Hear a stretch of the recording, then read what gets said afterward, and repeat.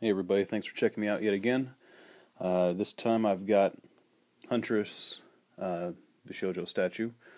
I finally got this one. It took a while to get to me. I just picked it up, or I shouldn't say picked it up, it got sent to me yesterday. And it's great. It's a really good one.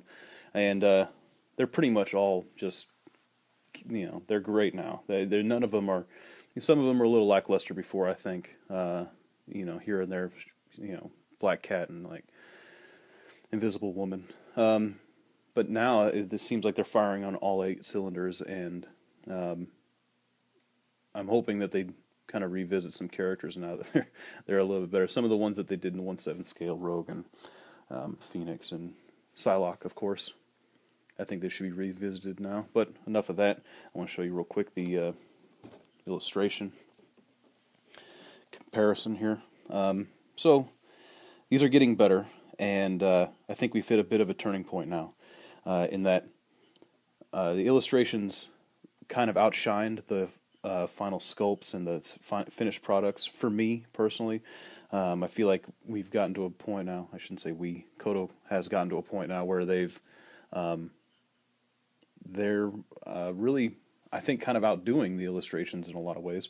So like, first and foremost on this, all the details that are in the illustration are on the figure. The expression is about dead on, and that to me has been the big thing, is the expressions. If they don't, Shunya Yamashita conveys an attitude in the expressions of the girls. Some of them don't always have it, but some of them do, and they haven't yet really been, well, traditionally they haven't really been represented that attitude very well in the statue, but they have been lately, and that was the big thing for me. But now, aside from that, the pose, for instance, is a little bit different with her. The statue itself is kind of leaning forward with her whole body, where like her leg is kind of behind her a little bit, whereas here it's not. It's I don't know, like her knee, this leg goes straight out, and the knee kind of faces straight out, whereas this one goes back and kind of back to her right. And that's not accurate to the illustration, but it's better in my opinion. If it was reversed and the statue looked like this and the illustration looked like that, I would have been disappointed. So, GILL GILL, their sculptor, one of their sculptors, the one that's sculpted most of the last ones that they've released. I don't know if he's like doing it exclusively or anything like that. There doesn't seem to be much information about who they choose to sculpt certain things or how that works. But hopefully they keep going with this guy, or someone better, I guess. But this guy's been knocking them out of the park. So very good. I'm very happy about all that. So here she is. Like I say, the sculpt is done really well. I really dig it a lot. So, I think it goes without saying, but like an important part of these Bishoujo statues is that they're attractive, they're pretty, they're, sexy, and they're curvy girls, and it's kind of the point. There's a million different statues of different comic characters, but these kind of fit a niche, and that's what it is. They're attractive, and man, GILL GILL knows how to do it. This guy's sculpt, Platow. Huntress has got a caboose on her, something fierce, and I think that might have been what I seen at Comic-Con when I finally seen this thing in the case. I was like, oh, I'm gonna have to pick that up. I mean, there's I don't know, it's pretty obvious that it's on display here, and that's fine by me. It's looking good. And then the rest of her, oh, I forgot to show you in the illustration, but well, I might as well show it real quick because it'll help me make my point. But her right arm on the statue, it's not quite the same as in the illustration. The illustration goes right up underneath, right up underneath here, and in the figure itself, it's not quite what's happening. It kind of falls under a little bit. Now, not a big deal, but the only issue I have with this statue at all is that this arm, her left arm, is really weird. It's like super derpy, and I'd imagine an arm can bend like that without much problem, but it looks unnatural to me. But it's like that because her hand in the illustration is kind of making it do that. It's kind of supporting the other arm, and that's not happening here. So it comes across like the arm is bending, but the hand's not up underneath it like that. It's not touching. That's super gripey. It's the only real complaint I have with this, and I don't really care about the positioning of her right arm. It's that the left arm looks a little weird bent like that. But fine. I've seen weirder stuff on statues. It's not much of a complaint. It just kind of looks unnatural a little bit. But the rest of her is, flawless in my opinion. I like her face a lot. Let me adjust some stuff here. They're kind of doing this thing now with their lips. They put like a gloss on them. Looks really good. I like it a lot. There we go. The cool thing about Kotobukiya and their statues, traditionally, I don't know, the statues I've always seen of like anime-looking characters or just actual anime characters, they look good from afar, but when you get up close to them, they look kind of weird, a little wonky. The opposite is true with Koto. They put so much detail into them. Like if you really look close at them, that's when they look at their best. You can tell by the detail in her mask, the exact lines, the exact paint. It's just really done well. And the paint on this figure is pretty awesome. It's a metallic kind of sparkly paint. The purple is it's a really rich purple, and I dig it a lot. It's very eye-catching. Yeah, a little bright there, but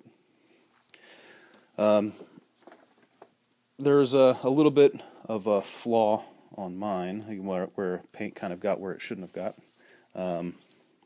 It's not a huge deal because it's very minute, but you can see it right there. I don't know. I probably could take some kind of paint thinner to it on a Q-tip, probably get that off, but I don't think I'm going to even bother with that because you're not going to really see it, unless you're, and you might be staring at it like this. I mean, I'm sure that's unique to mine though, anyway. So no problem there. So there's her. She's on this little griffin. The griffin's pretty well detailed. It's a griffin. It's nothing like Catwoman's Batman or anything like that, but it's fine. I like it. No complaints there. I actually kind of dig this, so pretty cool little griffin there. And then I guess the rest of the, I shouldn't say the rest, but what's her name? Black Canary, who they just announced at Toy Fair, will have a kind of a similar type griffin next to her. So there's her, and just size comparison with Batgirl.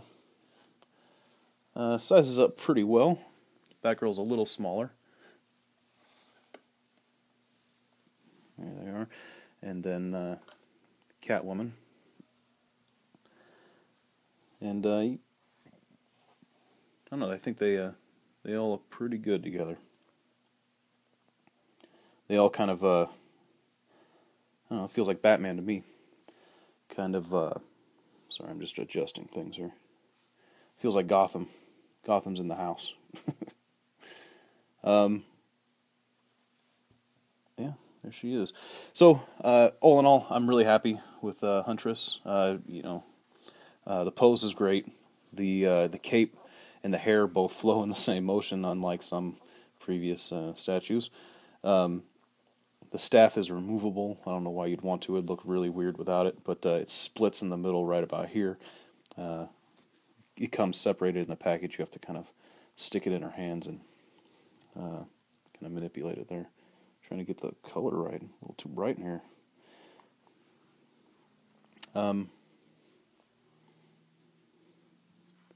Yeah. So all in all, great statue. Nothing really to complain about. The arm is a little wonky, but that's not really that big of an issue. I think that's kind of an artistic choice as opposed to just a limitation of their abilities.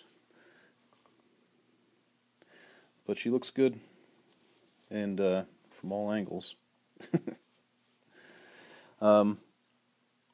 That's about it. I'll keep this one a little shorter than normal.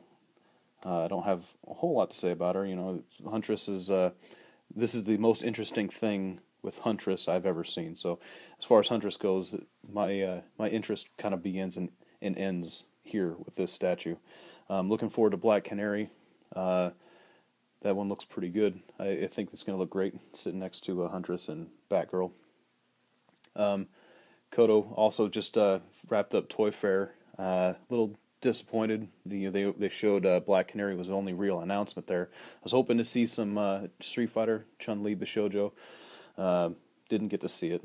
And they did announce Ling Xiaoyu from Tekken, but I don't know, I kind of felt like we already knew that they were going to make that one, which is great. I'm happy for it. I want it. But I kind of already knew that. No new Marvel announcements yet, so I guess we're going to have to wait maybe till Comic-Con. That's alright, I guess. I mean, I would have preferred to see them now, but who knows? Hopefully they've got maybe like a She-Hulk in the works, or I think everybody wants a new Psylocke. I know everybody's after this Catwoman. Maybe they could do I don't think they're going to make her again. At least not this sculpt anyway. Maybe they can do a different Catwoman or something. But at any rate, I'm looking forward to Comic-Con at this point. I'm really kind of jonesing for that Chun-Li and all the other Street Fighter figures, females, they're going to make in the Bishoujo line. Pretty much any Bishoujo stuff I'm anxious for. So, thanks for watching. Hit subscribe if you haven't subscribed yet. It's kind of my motivation at this point. I kind of started doing these reviews for fun. I've got enough Bishoujo statues now that it's getting to be a little bit of a chore. But when people subscribe, it kind of motivates me to keep doing them. So, leave comments, and I'll see you on the next video.